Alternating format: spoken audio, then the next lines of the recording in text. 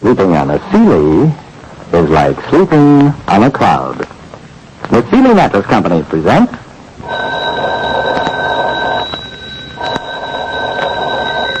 Calling All Detectives! A series of baffling thefts from a locked vault right under your very eyes. Could you solve them? That is the situation on this page from my casebook. The casebook of Jerry Browning, Private Detective. In the famous story, Dr. Jekyll and Mr. Hyde, what is the first name of Mr. Hyde? That is the Sealy Mystery Quiz question, now worth $1,220. If the person we telephone at the end of the program can answer a question based on tonight's transcribed story, he or she will earn a famous Sealy Tuftless Inner Spring mattress, plus a chance to answer the Sealy Mystery Quiz question. So pull up a chair and listen closely to Calling All Detectives. A private detective like me, Jerry Browning, gets all sorts of cases. Some are tough, and a few are so easy you don't see the evidence right underfoot. Keith Wickersham was 48 years old, gray at the temples, and expressed, Mr. Browning, Wickersham's Jewelry Salon is an institution. Both my employees and customers are beyond reproach. I nodded. Yeah? But just the same, somebody is robbing you blind. And if it isn't employees or customers, then it must be pixies. At the sound of the warning buzzer, the remaining customers began to drift out. I watched as clerks took trays of jewels from the display cases and carefully deposited the trays into shelves inside a huge vault. Finally, all the trays were inside the vault.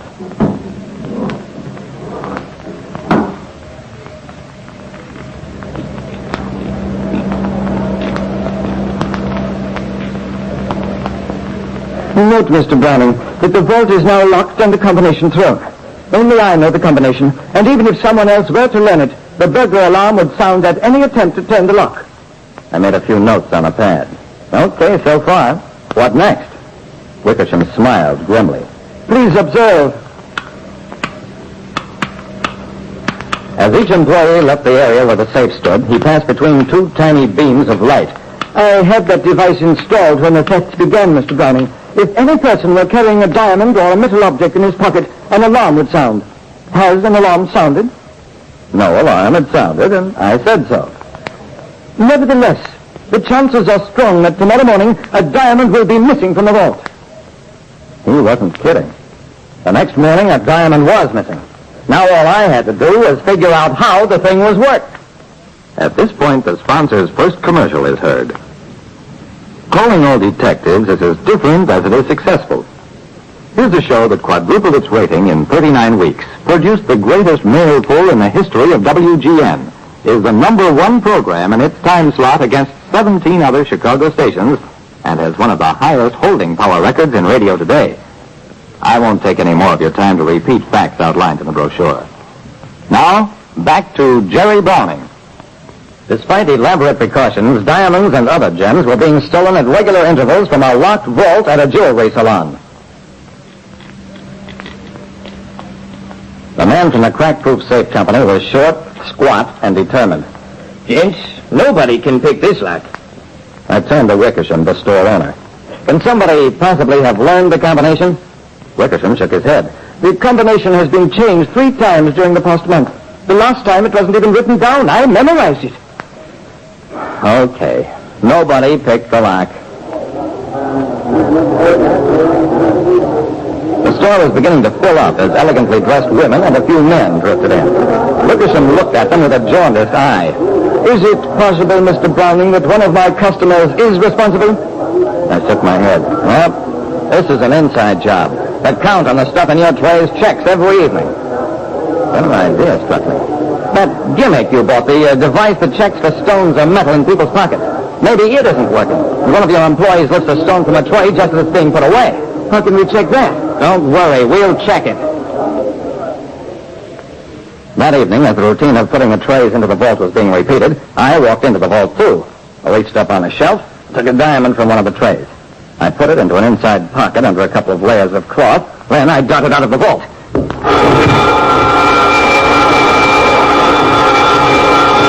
Okay, Mr. Wickersham, your gimmick works fine. Turn it off. no sense in hanging around the store. Now, when you can't figure out how something is being done, maybe you can find out who is doing it. So for a week, I gave all of Wickersham's employees my 4-star special complete investigation. I learned that one man was living somewhat beyond his means, another was playing the horses in a modestly consistent sort of way, and a third, a young woman, had just bought a mink coat that she was careful not to wear to work. I kept on investigating and found that the man living beyond his means was getting supplementary income from a brother out west, that the horse player was $600 ahead for the season, and that the mink coat was dyed muskrat. Okay. I went back to Wickersham's store. That evening, I watched the, by now, familiar routine of putting the trays into the vault. One by one, impassive-faced clerks filed by me, deposited their wares on the shelves. I watched so carefully my eyes ached. Behind me, Wickersham said, Nothing's been missing for several days, Mr. Browning. We're about due for another theft. I nodded without taking my eyes off the clerks. When the last one had finished, I started into the vault. I sheepishly gave Wickersham my keys, coins from my pocket, my tie clamp. The alarm bell stopped. Then I stepped into the vault, looked around. I had no idea of what I was looking for.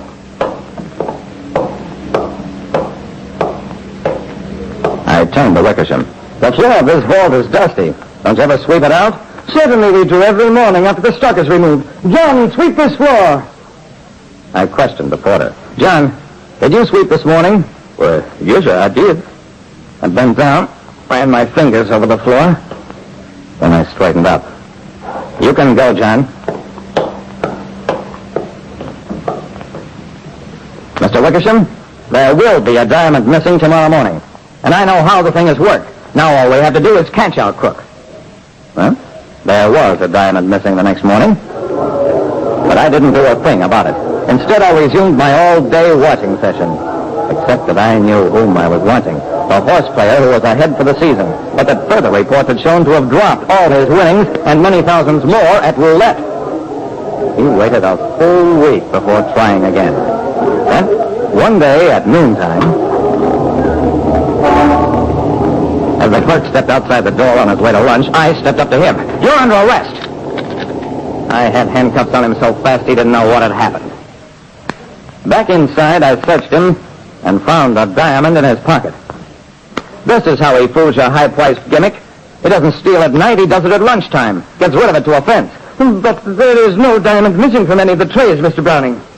I grinned, took an envelope from my pocket, dumped a little dust on the desk. It's a new twist on the old switch technique, Mr. Wickersham. He prepares a spun glass imitation diamond, substitutes it for the one he plans to steal. The imitation looks good under the glaring lights of your showcase, unless you watch, as I did, for imitations. Then, that evening, inside the vault, he takes the imitation jewel out, just as he slips the tray under the shelf. He drops the imitation, grinds it under his heel, and what have you got? Just a little dust on the floor. Well, we got a confession, of course, though we didn't need it, since the dust analyzed as glass particles, and we caught him with a real stone in his pocket. Like I said, sometimes the very toughest cases are the easiest, if you know enough to look at the evidence right under your own feet. In a moment, we'll have the mystery quiz question. The sponsor's second commercial is heard at this point. Calling All Detectives, for the first time, cleverly combines two surefire forms of radio entertainment: the mystery story and the telephone quiz. Finally, we offer an open-end program with a plus value.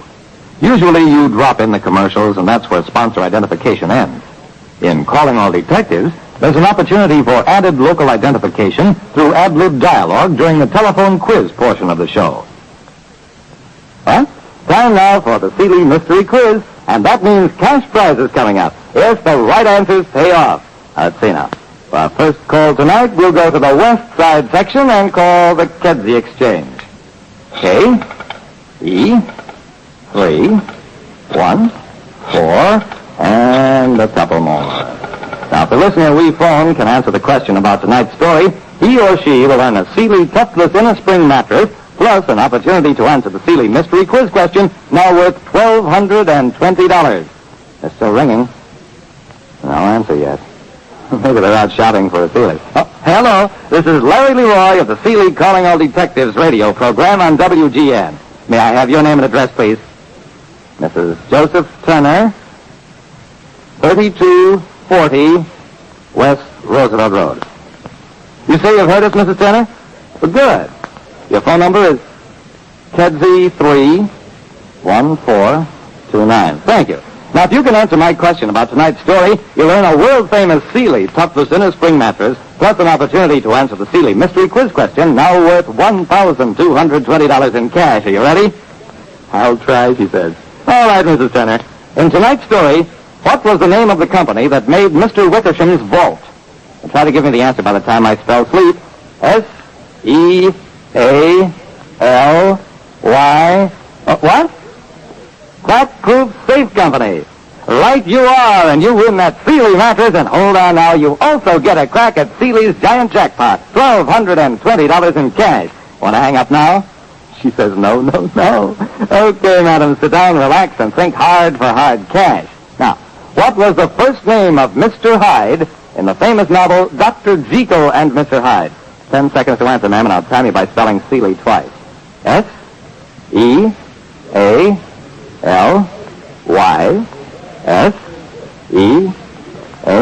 You say Mr. Hyde's first name was Edward. Well, don't hide that answer, because it's as right as Seeley, and you win $1,220 cash. What's it? It's a half year's pay. Wonderful. Now let's check your name and address again so our Seeley secretary can shoot that check to you fast. Mrs. Joseph Turner, 3240 West Roosevelt Road. Right? Right. And you were so right, you're richer tonight by $1,220. Seeley dollars, Mrs. Turner. You won that Seeley mattress, too, so now you can go to bed nights absolutely sure that sleeping on a Seeley is like sleeping on a cloud. Congratulations, ma'am. Pleasant dreams and happy bank account. Oh, is she excited.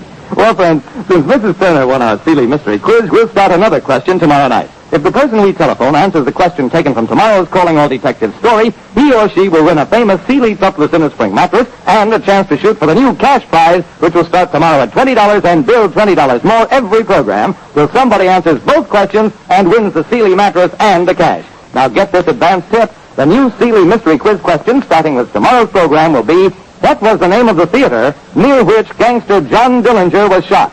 Remember, the answer is worth $20 cash tomorrow night, and we add $20 more every night till someone collects. So to cash in, be sure to tune in, Calling All Detectives, a Jerry Joss feature transcribed with Paul Barnes in the role of Jerry Browning.